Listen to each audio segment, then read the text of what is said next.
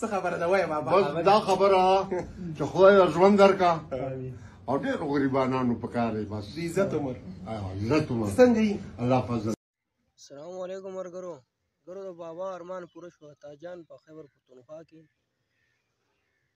الله وان پیر فاونډیشن چې کوم دی ورګرو هغه پاکستان ته راغلی په خیبر پښتونخوا کې ویډیو را سره پوره وګورئ ویډیو خپل ورګرو سره شیر کړئ زموږ پیج ضرور لایک او فالو کړئ موږ ټیکنیکل پونه سره ضرور سبسکرایب کړئ ورګرو ویډیو طرف ته ویډیو سره پوره وګورئ.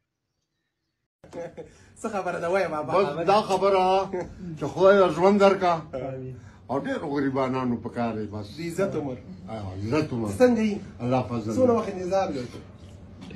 دلته د خلکو نه ټولو نه پوښتنه وکړه 3 ورځې مخکې راغلي یو او دلته ډېر پروګرامونه جوړ کړه خو بس موږ چې رانغی نو او اوس ناست وم وایي چې راغلی بس ما چې مخکې سره راته ستاسو احترام ته جنرال چاته برابر کلي تورخام له راغلی مې زموږ کورونه په تورخام کې خو بس راسه وتلی اوس یو غاړه م راته د چا د قصده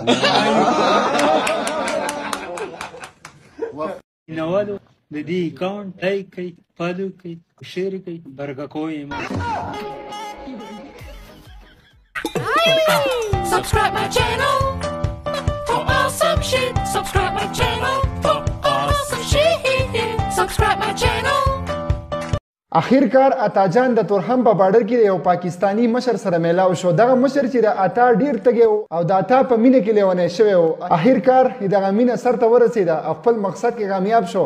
د اتا سره ملاقات وشو. آیا دې مشر اتا ته څه وویل؟ چونکې زمونږ دپاره به دې کې هم ډېر لوی پیغام دی او زما پکې یو اصلاحي پیغام هم دی. سوشل میډیا چې کوم خلک دي کوم چې په سوشل میډیا کې کار کوي راځئ د اتاجان دا ویډیو وګورو. یقین وکئ اتاجان خو د مخکې نه د ټولو مسلمانانو پړونو کې پروت دی خو دلته کې د مشر ناشنا ریاکشن کړی د مینې محبت اظهار یې کړی د اتا سره چونکې وایي زه ډېر وخت نه ستا د مینې تږی وم نن ته ماته میلاو شي جي کار یې داسې ښه دا ویډیو ګورو بیا پې خپل ریاکشن کوو. یقین وکئ د انسان ورسره نور مینه محبت هم سیوا کېږي. راځئ دا ګورو که نو بیا راسه زه 2 خبرې کوم.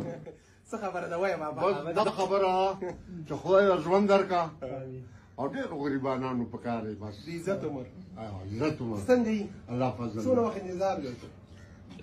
دلته د خلکو نه ټولو نه پوښتنه وکړه 3 ورځې مخکې راغلي یو او دلته ډېر پروګرامونه جوړ کړه خو بس موږ چې رانغی نو او اوس ناست وم وایي چې راغلی بس ما چې مخکې سره راته ستاسو احترام ته جنرال چاته برابر کلي تورخام له راغلی مې زموږ کورونه په تورخام کې خو بس راسه وتلی اوس یو غاړه م راته د چا د قصده